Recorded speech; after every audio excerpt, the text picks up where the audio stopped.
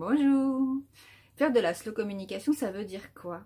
Alors, je vous propose là, dans cette petite vidéo, de vous donner finalement ma définition. Alors, je pourrais vous en parler des heures, je pourrais vous raconter des tas de trucs, je vais essayer d'aller tout droit. Là, aujourd'hui, en 2023, pour moi, il y a, on va dire, 3 grandes sphères de la slow communication. Ça va être se faire comprendre, être compris et se comprendre. Moi, j'interviens, ma spécialité, mon talent, mon expertise, elle va être dans la partie se faire comprendre. C'est-à-dire comment communiquer moins mais mieux, comment définir son message, comment aller chercher les outils qui correspondent, comment créer ce fameux pont entre vous et votre client cible. Ça, c'est mon cœur de métier, c'est ma petite brique dans l'univers de la slow communication. Et puis, je vous disais, il y a aussi le fait d'être compris.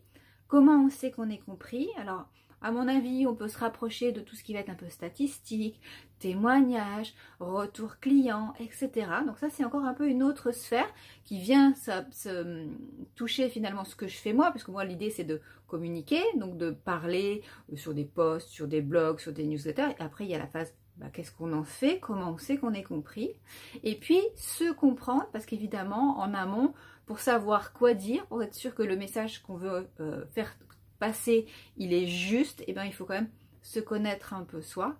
Donc ces 3 facettes-là, pour moi, c'est 3 univers qui vont dans la slow communication.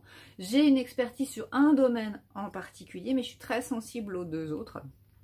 Donc c'est ça pour moi, faire de la slow communication, c'est prendre en compte ces différents domaines et puis faire à chaque fois ce qui est juste pour soi, faire effectivement moins mais mieux du coup, parce que comme c'est juste, on n'a pas besoin d'en faire des tonnes, on n'a pas besoin de noyer les gens. Et puis l'idée aussi, c'est d'avoir quelque chose avec une intention et de faire ce pont entre moi et puis la personne avec qui je veux communiquer. Ça, c'est voilà, très succinct, ma vision de la slow com. Je pourrais vous en parler pendant des heures parce qu'il y a des tas de petites ramifications de vision, parce que l'idée de ce slow, en fait, de la notion de slow, c'est cette notion de justesse, elle est différente pour chacun. Donc forcément, on a tous une vision un peu différente de la slow com. Ça peut être une vision plus écologique, ça peut être une vision anti-infobésité, ça peut être une vision voilà, du authentique, juste.